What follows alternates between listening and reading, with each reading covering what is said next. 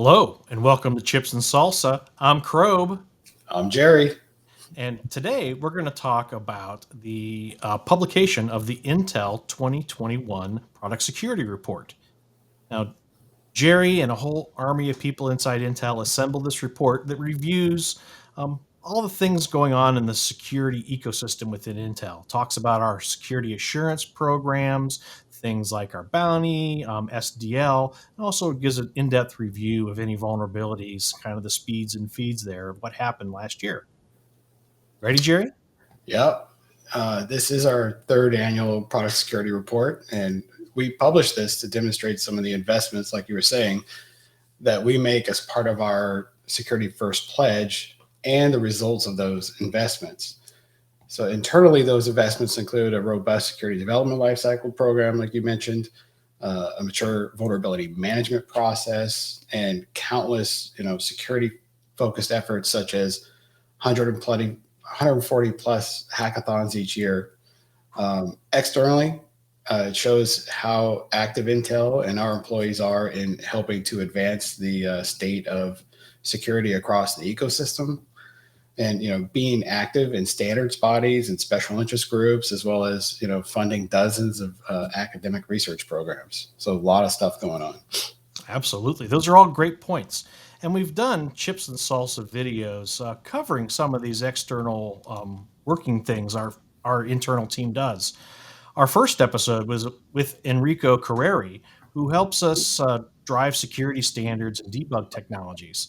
In episode 7, we talked with Jason Fung, who spearheaded our CWE efforts for hardware, as you see on this slide here.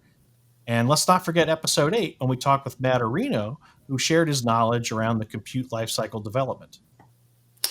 Yeah, I mean, Intel employees are doing a lot of great work out there. I mean, it's amazing.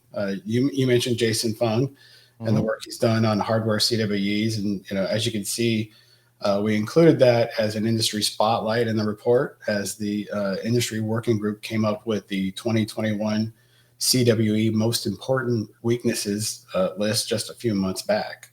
Yeah. And a new addition to the report this year, we are doing a little competitive analysis so people can understand the landscape of what's going on. This compete section compares vulnerabilities in our CPUs and graphics with AMD. This is interesting because we see a lot of stories out there comparing the total number of vulnerabilities each year, and those don't really take into account a much larger and more diverse portfolio that Intel has. Yeah, I mean, that's true. We have many product categories that AMD doesn't have. It's also interesting that while we publicly disclose internally found vulnerabilities, as part of our security first pledge and commitment to transparency, we weren't able to identify any AMD CVEs attributed to internal research or the presence of a public bug bounty program. So I think there's a big difference between being proactive in finding, mitigating, and disclosing vulnerabilities through internal efforts and through engagement with like the research community, and Mhm. simply accepting and reacting to reports from external sources. Yeah. So reflecting back in the report in total, Jerry, what are kind of the key findings we saw?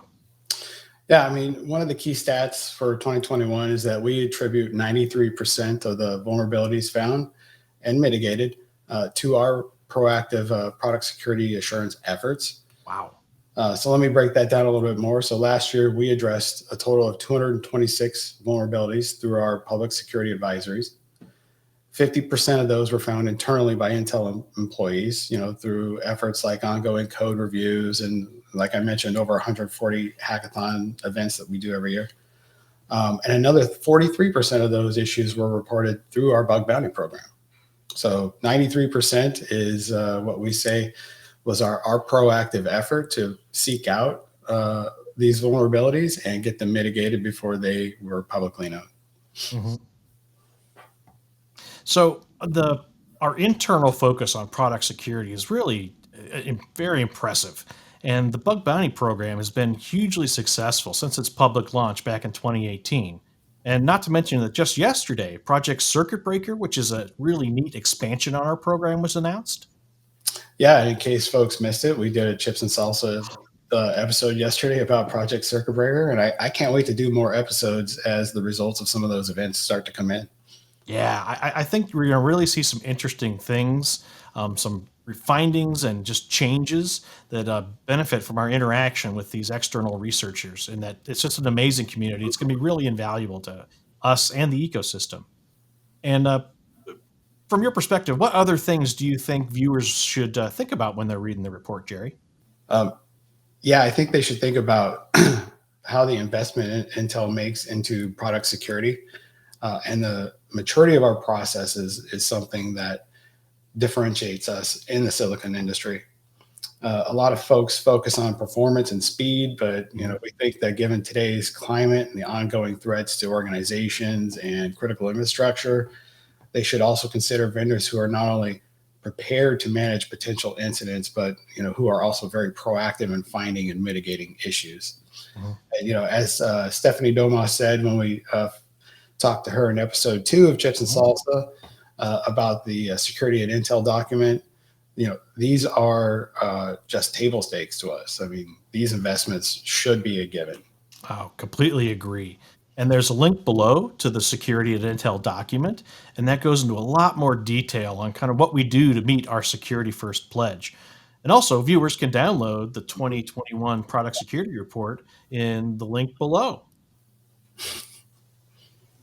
And I think with all those awesome links, that's a wrap for Chips and Salsa. Thank you, Jerry, and to all the awesome Intel employees that contributed to not only building this report, but who kind of worked tirelessly uh, to help increase the security profile of our portfolio and that help ensure that we produce incredibly secure products for the world. Yep. Thanks, CRob, and thanks everyone for watching.